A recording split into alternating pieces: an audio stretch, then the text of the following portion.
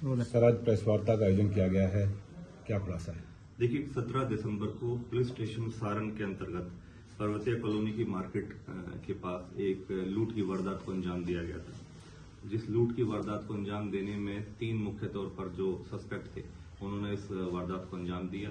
हथियार के बल पर इस लूट की वारदात को अंजाम दिया गया और उस लूट के अंदर 1.5 लाख रुपए एक जो हमारे कंप्लेनेंट हैं उनसे 1.5 लाख रुपए छीने गए। मुख्य तौर पर जो मुख्य भूमिका में ये सस्पेक्ट की पहचान हुई है, उसमें तारिक मलिक है, गनी उर्फ अली है, जुबेर है। ये तीनों ही अलीगढ़ के रिहायशी हैं और मुख्य तौर पर जो मेन कॉन्स्पिरेटर है वो रोहित उर्फ कन्हैया है, जो कि संजय एनक्लेव फरीदाबाद पार्ट 2 का ही रिहायशी है और एक दुकानदार है, कन्फेक्शनरी का इसका स्टोर है। तो जो मुख्य तौर पर जो इसमें भूमिका रही है वो रोहित और तारिक मलिक की रही है। तारिक मलिक और रोहित काफी समय से आपस में जानकार थे।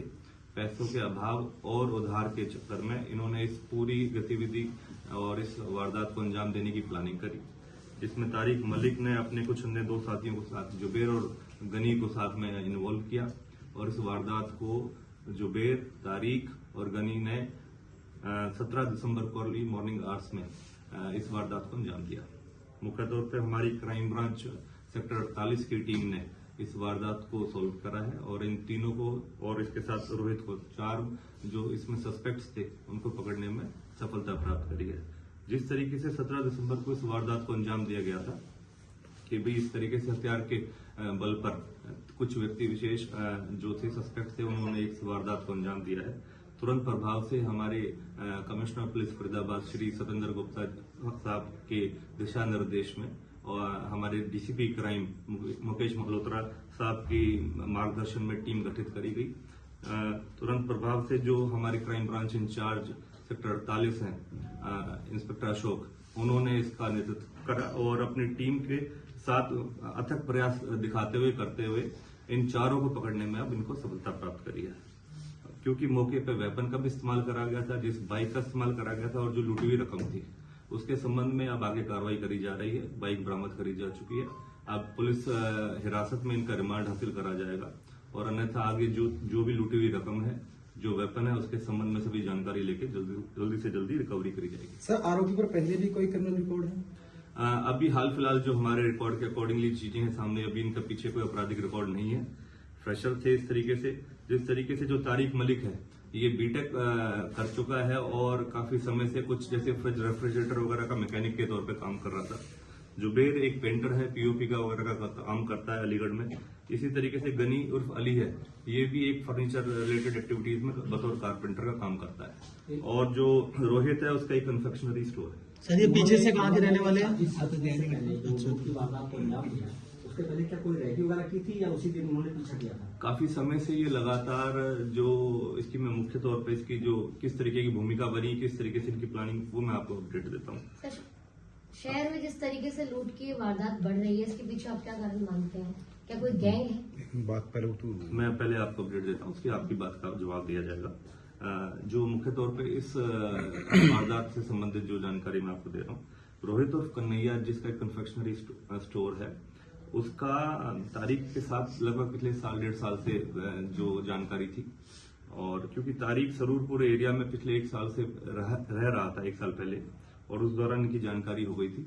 तो रोहित जो कन्फेक्शनरी स्टोर चलाता है, इसके ऊपर काफी उधार थी। इसी तरीके से तारिक को भी पैसे की आवश्यकता थी।